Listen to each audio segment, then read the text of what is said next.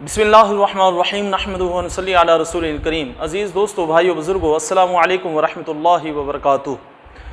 कुरान पाक सारा ही रब की रहमत से भरा हुआ है। अल्लाह रब्बुल इज़्ज़त की बरक़ात कुरान पाक में मौजूद हैं, लेकिन सूरतुल कहफ़ की एक ख़ुसूसी फ़जीलत ये है कि जो शख्स, तफ़सीर इब्न कसीर में है कि जो शख्स जुमा के दिन सूरतुल कहफ़ की तिलावत करता है, सूरतुल कहफ़ सर से लेकर पाँव तक उसके लिए नूर बन जाती है, यानी सर से लेकर पाँव तक उसके लिए नूर होता है। और एक और रिवायत में है, वो भी तफ़सीर इब्न कसीर में है कि सूरतुल कहफ़ की तिलावत करने वाला जो शख्स है, उसके लिए यह सूरत उसके पाँव से लेकर आसमान तक नूर बन जाती है। और एक और रिवायत में आता है कि सूरतुल कहफ़ की जुमा के दिन जो तिलावत करता है, ये सूरतुल कहफ़ उसके लिए एक जुमा से लेकर अगले जुमा तक नूर बन जाती है।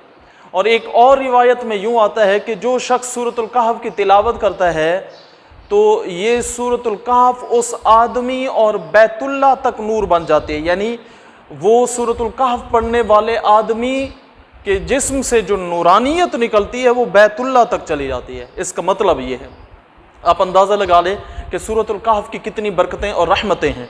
और एक दूसरी रिवायत में यूँ है, एक और रिवायत में, कि जो शख्स सूरतुल कहफ़ की जुमा के दिन तिलावत करता है, तो अल्लाह रब्बुल इज़्ज़त उस जुमा से लेकर अगले जुमा तक उसके जो गुनाह होते हैं वो मुआफ़ फरमा देता है। इन गुनाहों से मुराद गुनाह सगीरा हैं जो सूरतुल कहफ़ की तिलावत से उसके मुआफ़ हो जाते हैं। और एक और रिवायत में यूँ है, आप ज़रा अंदाज़ा लगा लें कि कितनी इसकी बरकतें हैं। और ये सारी रिवायात तफ़सीर इब्न कसीर में मौजूद हैं।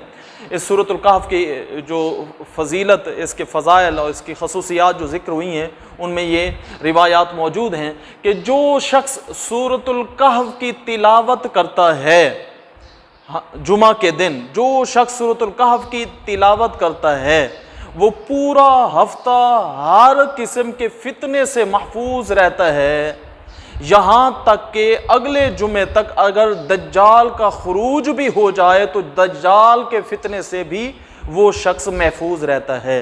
तो इसलिए बुजुर्गान दीन और उलमाए किराम ये फरमाते हैं कि सूरतुल कहफ़ को हर जुमा पढ़ा कीजिए, क्योंकि सूरतुल कहफ़ की तिलावत जो है ये दज्जाल के फितनों से बचाती है। अच्छा, इसमें यह भी है कि पूरी सूरतुल कहफ़ पढ़ें या चंद आयात, तो मुख्तलिफ रिवायात से ये साबित है कि जो मुतबर और जिस पर ज़्यादा एतमाद है वो ये है कि पहली 10 आयात, हदीस पाक में आता है, जो शख्स पहली 10 आयात की तिलावत, सूरतुल कहफ़ की पहली 10 आयात को हिफ्ज़ कर लेता है, अल्लाह रब्बुल इज़्ज़त उसे दज्जाल के फितने से महफूज रखेगा। तो कम से कम 10 आयात, वरना पूरी सूरत तिलावत करें आप, तो इसमें खैर व बरकत ज़्यादा है।